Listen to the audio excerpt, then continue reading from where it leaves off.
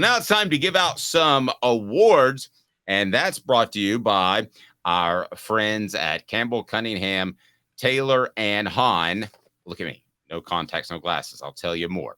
Let's give out some Torchbearer Awards. Who were your players of the game? We'll also give you a report card as we'll discuss how Tennessee played in a very one-sided win that felt every bit as much like one of those 60-20 wins last year, just in a different fashion. It was every bit as dominant. So let's get to the report card. You can check this out on offthehooksports.com, and also our Torchbearers.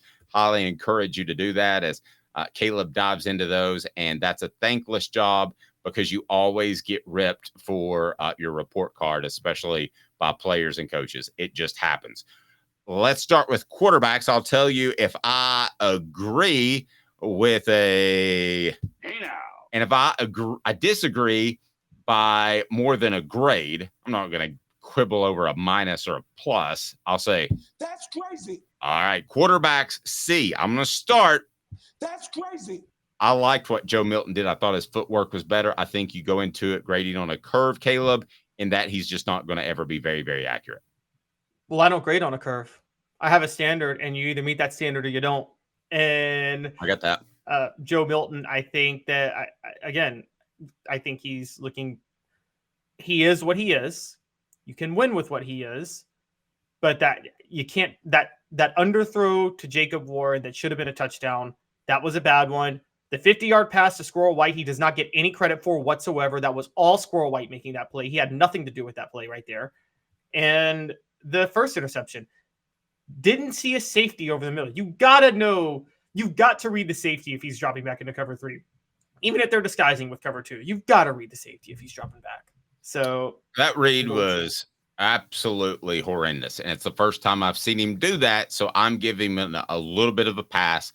I would have a B, but I understand all that you said and completely jive with that. Running backs A-. Hey now.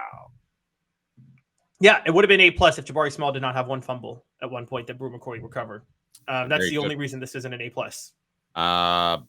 In 3 seconds, can you find me a better group of running backs in the SEC? Not off the top of my head, no. Ole Miss has probably the best running back in the SEC, but I don't know that there's a better group in the SEC. Wide receivers get an A. Hey now.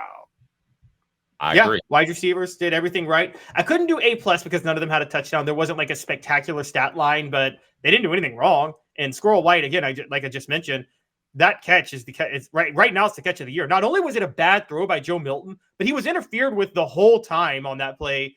And I think the only reason the ref didn't throw the flag was because he saw Squirrel White called it. In his credit, he didn't want to waste time with the pass interference penalty that he knew was going to be declined. I think he was looking for his flag, and then okay, if he did that, that's bad for him because he'll get graded on that. But it did feel like that. It's like he caught it. What the heck? Let's get out of here.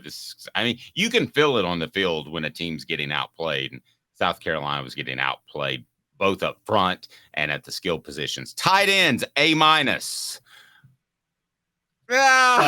I'm going to give that that's crazy. Just because our guy Jacob Warren caught a touchdown pass. And I said I wouldn't quibble over half grades, but I'm going A+. So I'm quibbling on behalf of my guy Jacob Warren. It would have been an A+, but McCollum Castles did have a drop in the game. There was one drop by McCollum Castles, and that knocked it to an A-. To have an A+, you have to play perfect and be spectacular. No mistakes.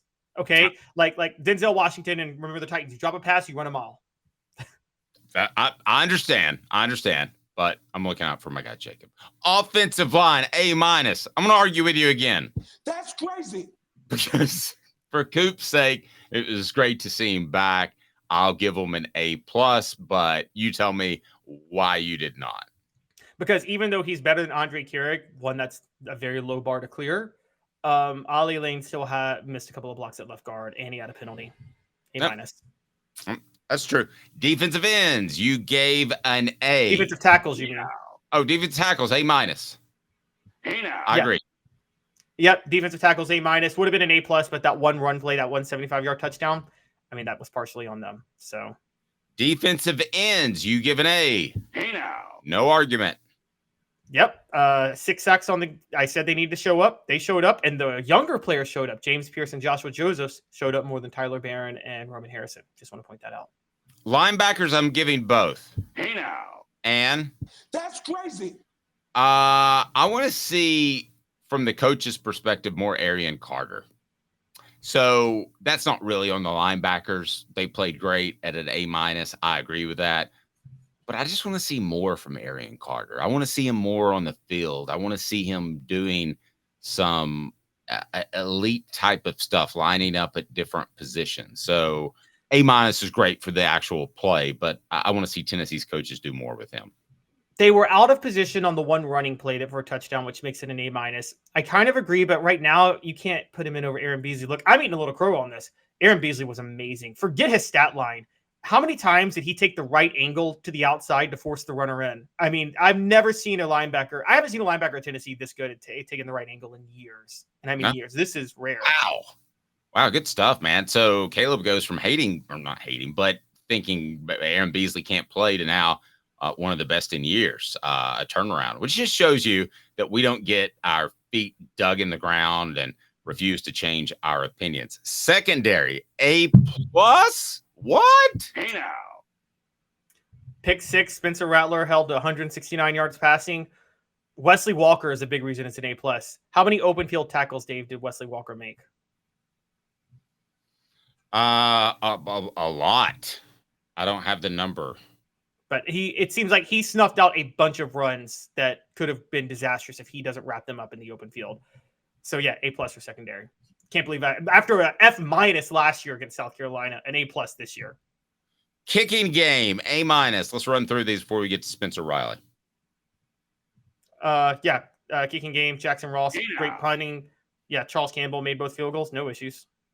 Now that's different than the return game, which gets a D- and for good reason. Hey now. Yeah, because of look, there was that fumble by D. Williams that he ran for a touchdown, and then there was the fail on the fake punt. So yeah. Yep, absolutely. And hand out our Torchbearer Awards.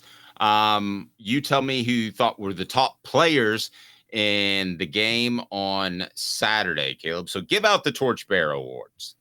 So I already mentioned Wesley Walker. He was great at open field tackling. I got Squirrel White, who had 104 yards receiving and had the best catch on the day. Jalen Wright, you could have given it to Cooper Mays, but I gave it to because of the blocking, but I actually gave it to Jalen Wright because I thought his running was incredible. Kamal Hadden, hey, where are the Kamal Hadden haters today? I want to see them. Kamal Hadden's been balling out. Pick 6, played awesome. And who Fred White called potentially the next Leonard Little, continues to look like it. James Pierce Jr. is the player of the game.